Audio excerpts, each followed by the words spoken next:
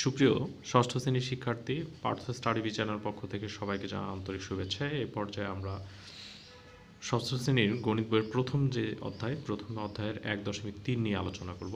দেখো, এখানে বলছে যে আন্তর্জাতিক গণনা পদ্ধতি নিয়ে আলোচনা করব। তো আলোচনা শুরু করার আগেই বলছি, যারা আমার এই ভিডিওতে নতুন তারা অবশ্যই আরও 2টা ভিডিও আমার প্লে লিস্টে দেওয়া আছে, সেই ভিডিওগুলো একটু দেখে আসবে, তাহলে তোমাদের বুঝতে সুবিধা হবে।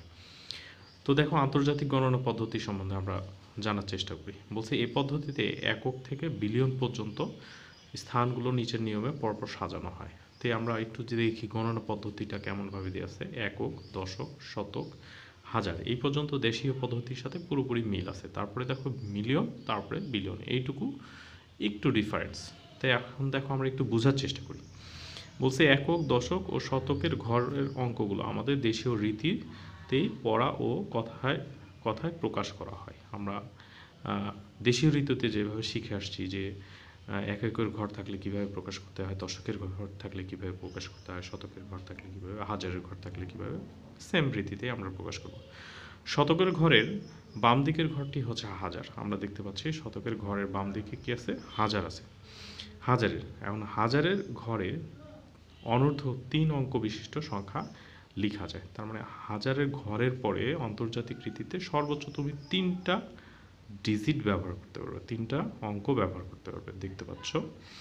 আচ্ছা, যে সংখ্যা লেখা হয় তা তত হাজার পড়া হয়। যেরকম দেখো, এখানে আমি যদি এই সংখ্যাটিতেই উদাহরণ দিই, এখানে 3টা এক লিখছি, তার মানে 3টা এক একত্রে বললে কত, 111। 111 তাহলে কি বলছি যে 111 হাজার বলবো, 111 কি হাজার। যেমন উপরের প্রদত্ত ছকে হাজারের ঘরে লিখিত সংখ্যাটি 111 পড়তে হলে আমরা কিভাবে পড়ব, যে 111 হাজার। হাজারের ঘরের বাম দিকে যেটা আছে সেটাকে বলা হয় মিলিয়ন। এই মিলিয়নে তো আমরা কি অনূর্ধ্ব 3 অঙ্ক বিশিষ্ট সংখ্যা লিখতে পারবো, মানে 3টার বেশি তুমি এখানে অঙ্ক ব্যবহার করতে পারবে না।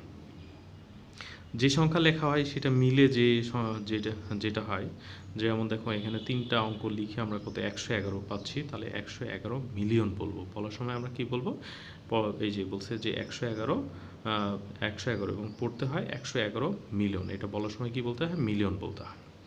আচ্ছা, মিলিয়নের ঠিক মিলিয়নের ঘরের বামের ঘর হচ্ছে বিলিয়ন। মিলিয়নের ঘরে তুমি দেখতে পাচ্ছ যে বামে কি আছে, বিলিয়ন আছে, আমরা বিলিয়ন দেখতে পাচ্ছি। আচ্ছা, যে সংখ্যা লেখা হয় তত বিলিয়ন। এখানেও তোমার হচ্ছে কি, যে বলছে যেমন ছকে লিখিত সংখ্যা হলো 111, 111, 111 এবং পড়তে হয় কি 111 তোমার বিলিয়ন বলতে তাহলে মানে বিলিয়নের ঘরে এরকম কোনো আমরা দেখতে পাচ্ছি ওইটাতে যেরকম 3টা সংখ্যা, এখানে এরকম কোনো সীমাবদ্ধতা নাই। তারপরে দেখো বলছে যে আমরা দেশীয় পদ্ধতিতে প্রথমে কি 3 ঘর পর কমা ব্যবহার করছিলাম, কিন্তু আন্তর্জাতিক পদ্ধতিতে একটু ভিন্ন। বলছে যে কোনো সংখ্যা শুদ্ধভাবে ও সহজে পড়ার জন্য যে রীতিতে ডান দিক থেকে, এই কথাটা গুরুত্বপূর্ণ, যে রীতিতে ডান দিক থেকে 3 অঙ্ক পর পর কমা ব্যবহার করা হয় সেটাকে বসানো হয়, সেই পদ্ধতিকে বলা হয়েছে আন্তর্জাতিক গণনা পদ্ধতি। তাহলে তোমার কাছে কেউ যদি বলে যে আন্তর্জাতিক গণনা পদ্ধতি কি, তখন তুমি এইভাবে লিখে বা সংজ্ঞাটা এটা দিতে পারো যে এটা হচ্ছে আন্তর্জাতিক গণনা পদ্ধতির সংজ্ঞা। এখন আমরা দেখব যে হচ্ছে 1.4 বলছে দেশীয় ও আন্তর্জাতিক গণনা রীতির পারস্পরিক সম্পর্ক, এদের মধ্যে আসলে কী ধরনের সম্পর্ক বিদ্যমান সেইটা আমরা একটু দেখার চেষ্টা করব। দেখো, আমরা দেশীয় পদ্ধতিতে পড়ছি কি একক, দশক, শতক, হাজার, অযুত, লক্ষ, নিযুত, কোটি। আর আমরা আন্তর্জাতিক পদ্ধতিতে কিভাবে পড়ি, একক, দশক, শতক, তারপরে কি হাজার, তারপরে মিলিয়ন, তারপরে বিলিয়ন। আচ্ছা, এখন লক্ষ্য করি, বলছে মিলিয়নের ঘরে সর্বডানের 1 এর স্থানীয় মান। তুমি দেখো মিলিয়নের ঘরে সর্বডানে কি আছে, এই যে 1। তাহলে তুমি দেখো তো দেশীয় রীতিতে পড়লে কি বলতে, একক, দশক, শতক, হাজার, তারপরে কি বলতে, হাজারের পরে বলতে কি অযুত, লক্ষ। লক্ষর ঘরে দুইটা ডিজিট, তার মানে কি টোটাল বলতে না, 10 লক্ষ বলতে না, তার মানে এই 1 এর স্থানীয় মান হচ্ছে 10 লক্ষ। তারপরে দেখো বিলিয়নের ঘরে রানের যে একটা দেখতে পাচ্ছ, এই যে 1, তাহলে একক দশক করে গুনলে বিলিয়নের ঘরের এই ঘরটার মান হচ্ছে কত, 1 বিলিয়ন। কিন্তু দেশীয় রীতিতে যদি এটা বলি, তাহলে এটার স্থানীয় মান কত, 100 কোটি। এর স্থানীয় মান কত, 100 কোটি। সুতরাং আমরা বলতে পারি যে 1 মিলিয়ন সমান কত, 10 লক্ষ। তাহলে প্রিয় শিক্ষার্থী, তোমরা এই দুইটা কথা খুব ভালো করে মনে রাখবে যে 1 মিলিয়ন সমান কত? 10 লক্ষ। আবারও বলতেছি 1 মিলিয়ন সমান কত? 10 লক্ষ। আর 1 বিলিয়ন সমান কত? 1 বিলিয়ন সমান 100 কোটি। এই দুইটা কথা তোমাদের মনে রাখাটা খুব জরুরি। এবার দেখো আমরা যদি একটু পরেরগুলো দেখি। দেখো এরই ধারাবাহিকতায় আমাদের পরে যে একটা উদাহরণ 5 দেয়া আছে, বলছে যে আন্তর্জাতিক পদ্ধতিতে কথায় লিখতে বলছে। এখানে তার মস্ত বড় একটা সংখ্যা লেখা আছে। তো এটা দেখে ভয় পাওয়ার কোনো কারণ নাই। তুমি প্রথমে সংখ্যাটাকে সুন্দর করে খাতায় তুলে নেবে। আর আমরা আন্তর্জাতিক রীতিতে জানি কি 3 ঘর পর পর কমা বসাতে হয়। তাহলে 3 ঘর পর কমা বসালাম, এই যে এখানে একটা, এখানে একটা। এবার গুণত, তাহলে কি আসে দেখো তো, একক, দশক, শতক। হাজারের ঘরে কত আছে? হাজারের ঘরে আমাদের দেখতে পাচ্ছি কি 432 আছে। তাহলে আমরা কি বলবো? 432,000।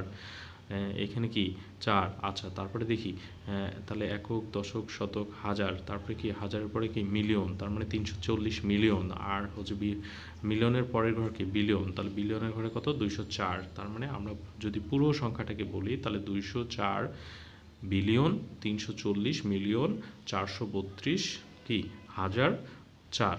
এই তো, কত ইজি। এবার দেখো উদাহরণ 6 নাম্বারটা তোমরা একটু লক্ষ্য করো। 6 নাম্বার কি বলছে? উদাহরণ 6 বলছে 5 মিলিয়নে কত লক্ষ। তাহলে দেখো তো শিক্ষার্থী, আমি একটু আগে বলছিলাম না যে 1 মিলিয়ন সমান কত? 10 লক্ষ। তাহলে 1 মিলিয়নে যদি 10 লক্ষ হয় তাহলে 5 মিলিয়নে কত? 5 10 50, 50 লক্ষ। এই যে আমাদের উত্তর হয়ে গেছে 50 লক্ষ।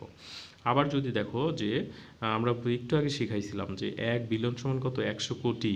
তাহলে বলছে যে 500 কোটিতে কত বিলিয়ন হয়? তাহলে একটু কথাটা ঘুরাইলে কত? 100 কোটি সমান কত? 1 বিলিয়ন। তাহলে 1 কোটি সমান কি? অবশ্যই কম বিলিয়ন। তাহলে 1 ভাগ 100, অর্থাৎ 500 কোটিতে কি? তাহলে 500 ভাগ কত? 100। তাহলে কত হচ্ছে? 5 তোমার হচ্ছে কি 500 কোটিতে আমাদের 5 বিলিয়ন। তো এই হয়ে গেল আমাদের অঙ্ক। তো সুপ্রিয় শিক্ষার্থী, পরবর্তী ভিডিও পাওয়ার জন্য অবশ্যই আমার চ্যানেলটিতে লাইক দিয়ে রাখো। আর ভিডিওটি ভালো লাগলে এবং আমার চ্যানেল যদি নতুন হয়ে থাকো তাহলে চ্যানেলটি অবশ্যই সাবস্ক্রাইব করে রাখো পরবর্তী ভিডিওগুলো পাওয়ার জন্য। ধন্যবাদ।